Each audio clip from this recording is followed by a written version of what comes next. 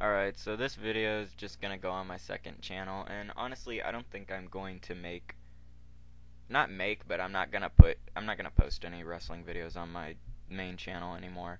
They'll just be going on this channel, and I haven't made a video, I think, on this channel, like, in maybe 5 months. The other channel, it was 3, but I think this one might be 5, up to 6.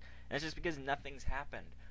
Oh my god, nothing's happened. Like, I'll just watch the garbage that's on TV and then just listen to John and Jim do, reviews on Dante One Savage review because I don't care. I really don't care. I mean, Tough Enough is probably the most interesting thing from wrestling that's on TV right now, and I'll watch that more than I would want to watch TNA. Granted, there is one thing that happened while I've been gone, but I could do a whole video on that, and that really needs a whole video. And I will do a review on that, because that was just... That right there could be the death of this company. And I honestly just don't even care anymore. It's sad, because I used to care a lot.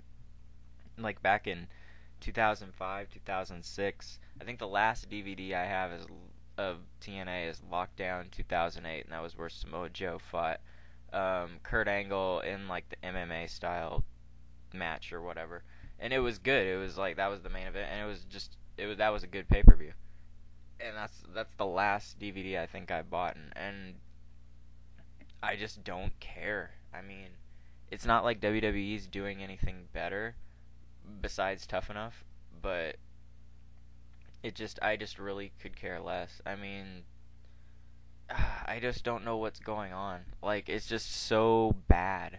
To me, it feels like TNA is almost like the Jerry Springer of wrestling. I mean, everything is bleeped out.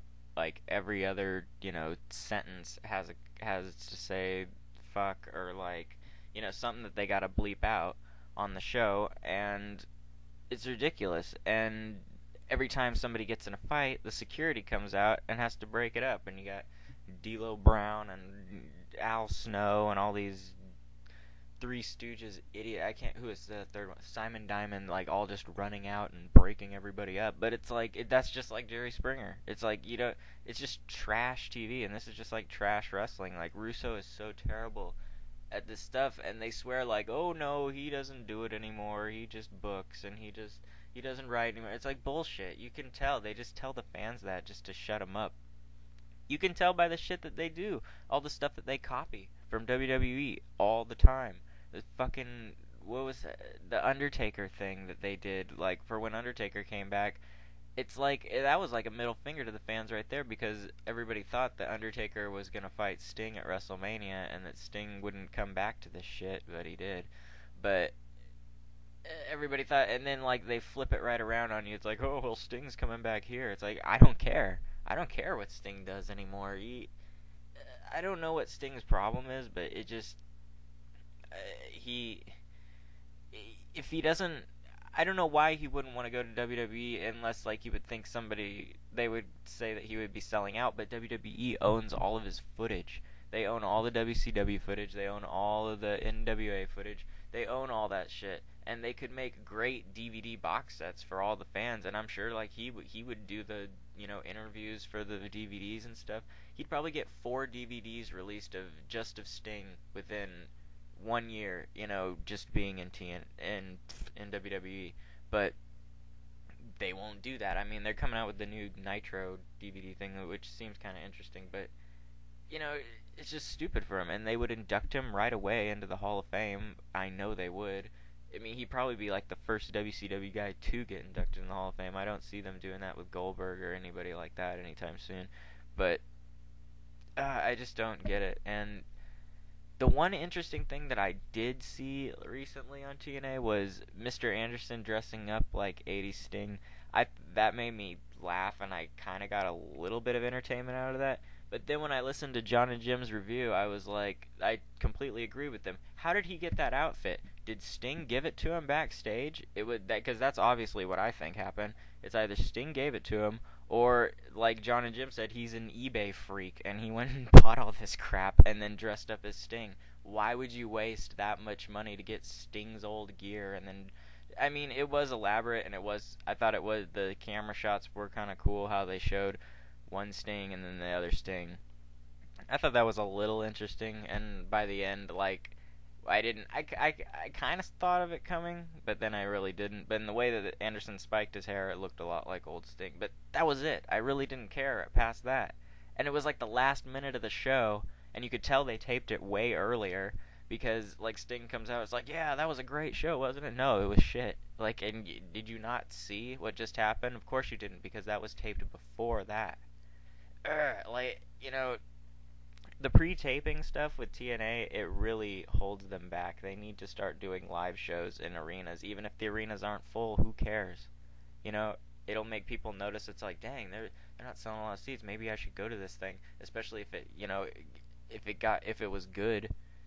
I don't know, and live, and you didn't know what was gonna happen. Have some belts change hands. Have something happen. They're doing nothing with the belt. It's terrible.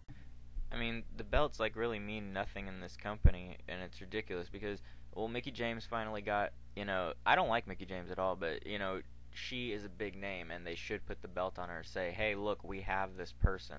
It's like they don't when they get a person, they like put them at the bottom, and they never let them succeed because they don't. It's like you should show off the people that you spent a bunch of money to get in this company, but they don't. The television title, who had it? Gunner. I don't even know who that is. I don't even care. Now Eric Young has it, which is okay because he's had it before. There's nothing wrong with Eric Young having the TV title, but he also has the World Heavyweight Championship, the original one, which he's carrying around for some reason because Immortal threw it in the dumpster. And I know there's a new belt that Sting has, but you still carry around the old belt and let Eric Young. Why doesn't he? Well, I'm surprised they haven't done this yet, and I actually wouldn't mind them doing it actually, because Russo loves ripping off old WWF or WWE lines. Why doesn't somebody hit it with a hammer, wrap some duct tape around it, and make it the TNA Hardcore Championship? Because there's something that Abyss can have all the time, so you don't have to give him the fucking X Division title. I mean, I don't really care. He's never had it before, and it's just a gimmick just so Mortal has that belt. But to be honest with you, I could give a shit. Like, as long as he did, I don't know. It's just stupid. They're trying to build up the X Division by putting it down, building it back up again. But Russo's done this 3 times already with World Elite and all that crap. If you've been watching it long enough, you know TNA's done this over and over and over again, and it's just stupid.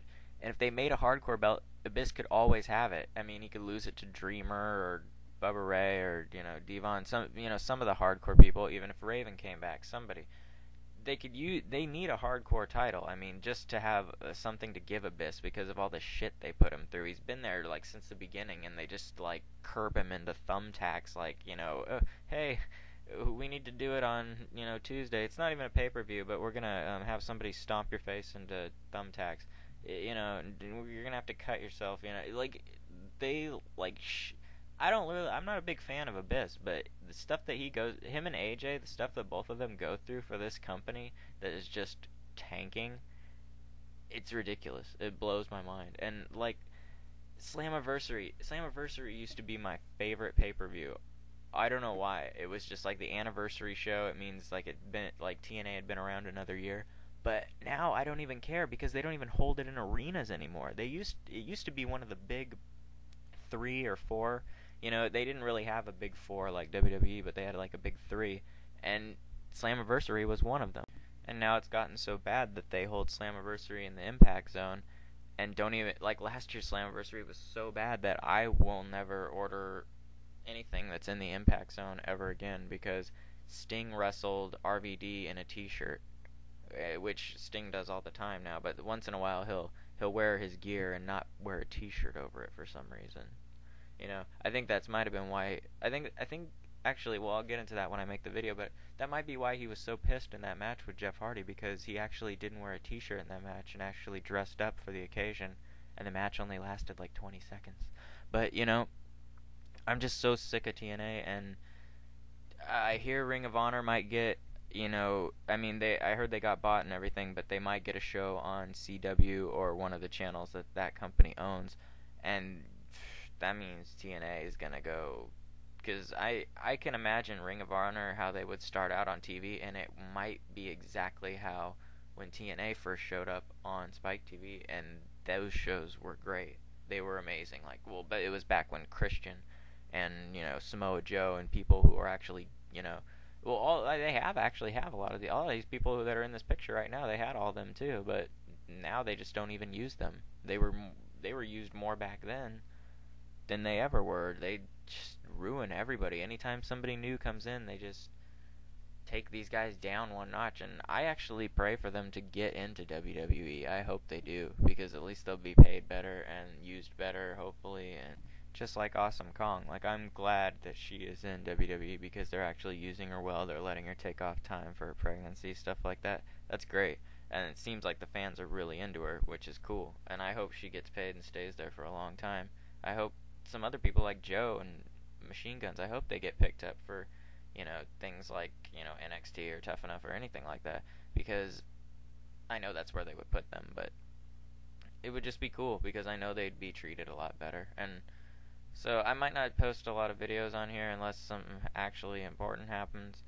I'm probably going to repost all of my Monday Night War 2 videos that I have on my other channel on here, so those will be up, but that's about it.